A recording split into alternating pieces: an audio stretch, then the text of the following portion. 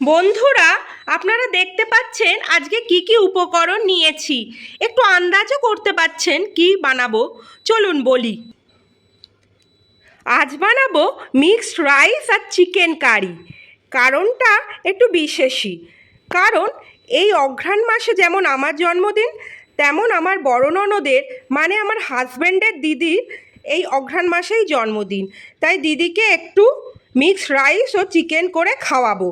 ওই জন্য আমরা নিয়েছি বাসমতি চাল আর শীতকালীন সব রকম সবজি, বিনস, গাজর, ফুলকপি, কড়াইশুঁটি, এবং এইদিকে নিয়েছি গোটা এলাচ, দারচিনি, গরম মশলা হিসাবে দুটো পেঁয়াজ কুচিয়ে নিয়েছি, কাঁচা লঙ্কা কুচিয়ে নিয়েছি, দুটো গোটা ডিম নিয়েছি। সমস্ত রকম সবজি, গরম মশলা, পেঁয়াজ ও ডিম সহযোগে আমরা বানাবো মিক্সড রাইস। এর সাথে আমি কিশমিশও অ্যাড করব। আর চিকেন কারির জন্য চিকেনটা ম্যারিনেট করে রেখেছি। চিকেনে আমরা দিয়েছি পেঁয়াজ, আদা, রসুন, কাঁচা লঙ্কা, হলুদ, নুন, সরিষার তেল, এই সকল জিনিসপত্র দিয়ে আমরা চিকেনটাকে ম্যারিনেট করে রেখেছি। প্রায় 40 মিনিট ম্যারিনেশনের পর আমরা রান্নাটা করব। আর চিকেন রান্নার জন্য আমি কিন্তু চিকেন কারি মশলা নিয়েছি, সানরাইসের চিকেন কারি মশলা আর গরম মশলা সানরাইসের। তাহলে আজকে বানাই, চলুন। রাইস চিকেনের রেসিপিটা আর দেখানোর দরকার নেই, রাইসটা আমি দেখাচ্ছি।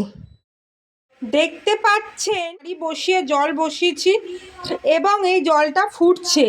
এই ফুটন্ত জলের মধ্যে আমরা 4টে ছোটো এলাচ, 4টে দারচিনি কুচো, 1 চামচ লবণ এবং বেশ কিছুটা রিফাইন অয়েল ঢেলে দেব।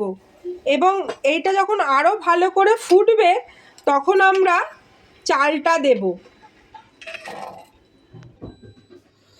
রাইসের জন্য চালটা আমি আধ ঘন্টা আগে ভিজিয়ে রেখেছিলাম। এবার জল ছড়িয়ে ওই ফুটন্ত হাঁড়ির জলে ছেড়ে দেব। দেখতে পাচ্ছেন হাঁড়ির জলটা টকবক করে ফুটছে। এবার চালটা আমরা আস্তে আস্তে দিয়ে দেব।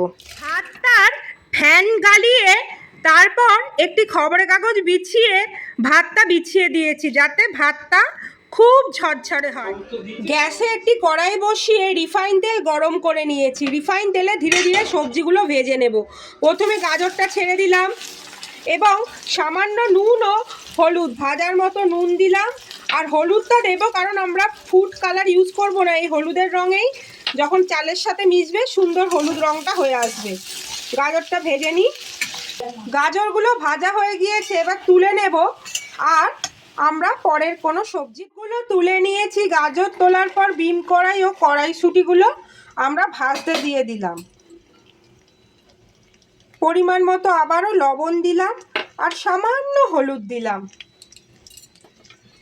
নাড়াচাড়া করব।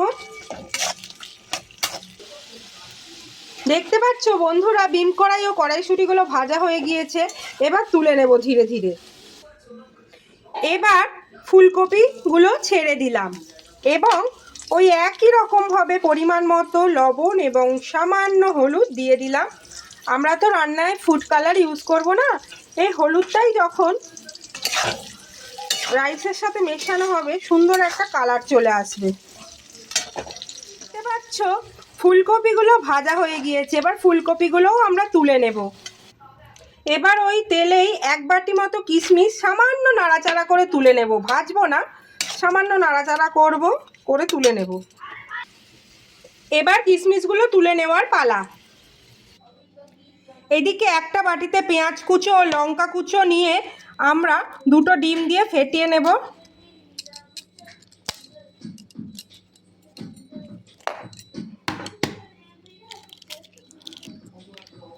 দুটো ডিম দিয়ে দিলাম এবং পরিমাণ মতো লবণ দিয়ে ফেটিয়ে নেব এবং এটা আবার কড়াইয়ে আমরা ভেজে নেব।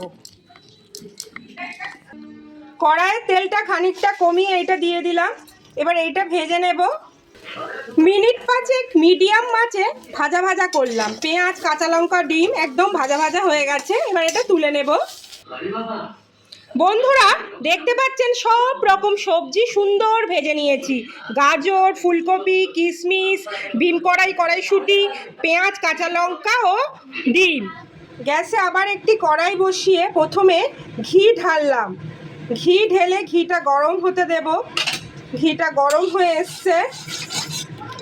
এবার আমরা ভাজা সবজিগুলো দেব, সমস্ত রকম সবজির মিক্সার, এবং রাইসটাও দেব।